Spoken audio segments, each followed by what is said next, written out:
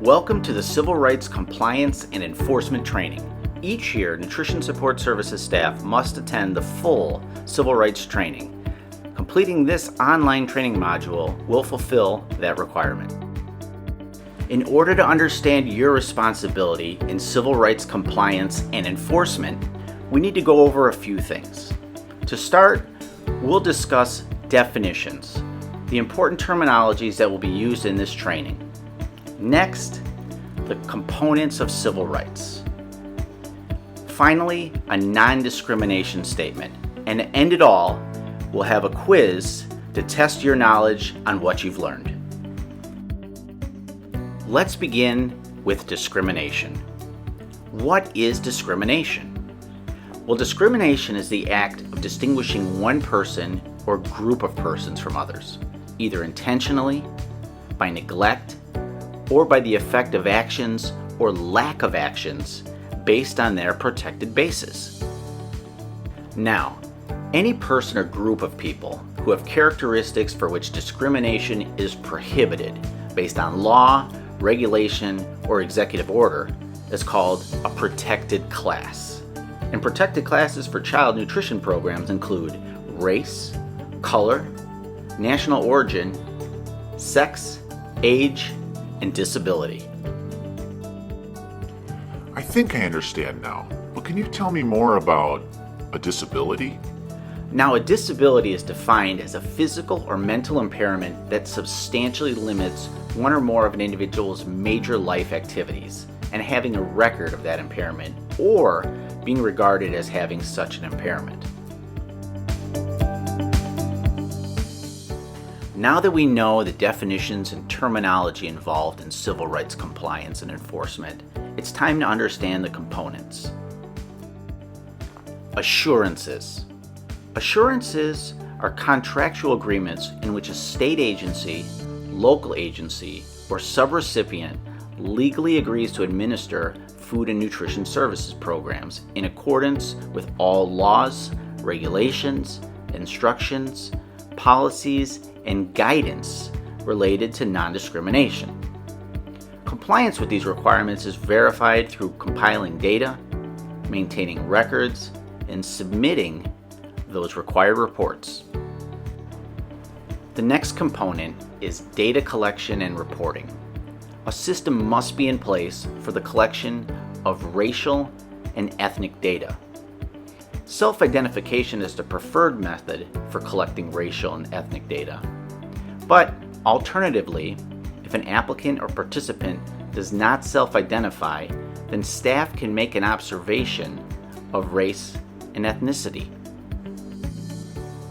Okay, I'm still a little bit confused between race and ethnicity. Can you explain the difference? Great question. Well, ethnicity categories are Hispanic or Latino, non-Hispanic or Latino, and race categories are American Indian or Alaskan Native, Asian, Black or African American, Native Hawaiian or other Pacific Islander, and white. After we get done collecting all that data, what happens to it? Where does it go? Well, the information that is collected should be compiled and compared to the data that shows the makeup of our area of the state. The Illinois State Board of Education provides data from our county on our program application approval letter each year. The data that we collect should be compared to this county data annually. Okay, that makes sense. But why do we have to collect and compare the data in the first place? The data is used to determine how effectively our program is reaching potentially eligible children and where outreach may be needed. Consider this example. If you find that 40% of the county is Asian, but only 3% of the applicants for the meal program are Asian, then that's an indicator that perhaps more outreach is needed to the Asian population. Public notification is the way that we promote our program and communicate to our community that the programs exist. And the purpose is to inform the applicants, participants, and potentially eligible persons of the program's availability, program rights and responsibilities, the policy of non-discrimination, and the procedures for filing a complaint. Well, I just moved here, and I'm new to the district. So how does the public notification system alert me about these programs? Another great question. Near the beginning of the school year, the public must be notified that the National School Lunch Program, School Breakfast Program, and/or Special Milk Program are eligible in the school district. The notice must include the income eligibility guidelines for reduced price meals and/or free milk. The public announcement must be provided to the local news and media. The Illinois State Board of Education submits a statewide public announcement on behalf of all participating sponsors annually. However, local education agencies must submit public announcements to local employment offices and major employers contemplating large layoffs in the attendance area of the school. When submitting a public announcement for print, local education authorities should request the announcement be free of charge, and copies of the public announcement must be made available upon request to any interested person. Now, when it comes to materials, is there anything that needs to be included with those? Yes. The non-discrimination statement must be included on all materials that mention the USDA programs, including websites. However, we do not need to include the statement on our menus. Now, earlier you mentioned outreach. How does outreach help us educate the community about our meal programs? Outreach is important because you want to reach as many students as possible to educate them about the program offerings. You want to ensure program access. You need to pay attention to underrepresented groups, and you need to ensure that the appropriate resources are available. For example, having program information provided in various languages. The USDA and Justice for All poster. This poster must be prominently displayed in the food service area so it's visible to program applicants and participants. Now, one thing that makes Chicago great is its rich diversity. And English may not always be the first language spoken in every household. So what steps can be taken to ensure that we're reaching members of all communities where English may not be the primary language? Excellent question. Recipients of federal financial assistance have a responsibility to take reasonable steps to ensure meaningful access to their programs and activities by persons with limited English proficiency. And where can I find some of those resources that are available in other languages?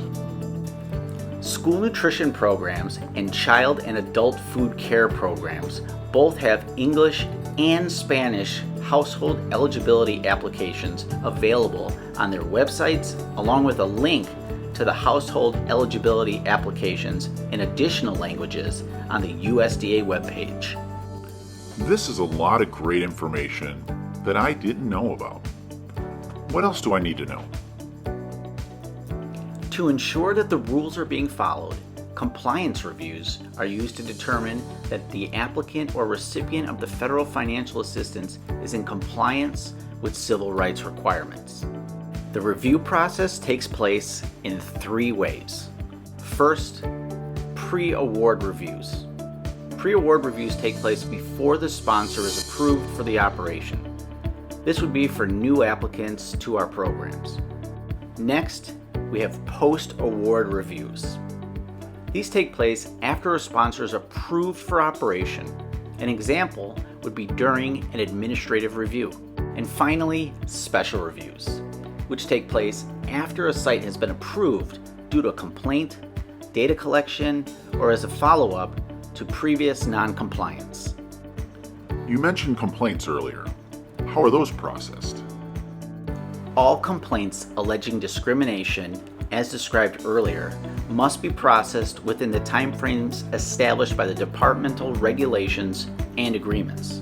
All complaints, written or verbal, must be forwarded to the appropriate regional or Office of Civil Rights Director.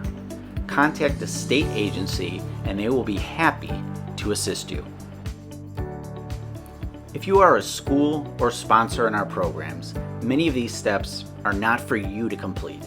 They are for the state agency, USDA regional office, or for the FNS Office of Civil Rights. This just provides an overview of the general process.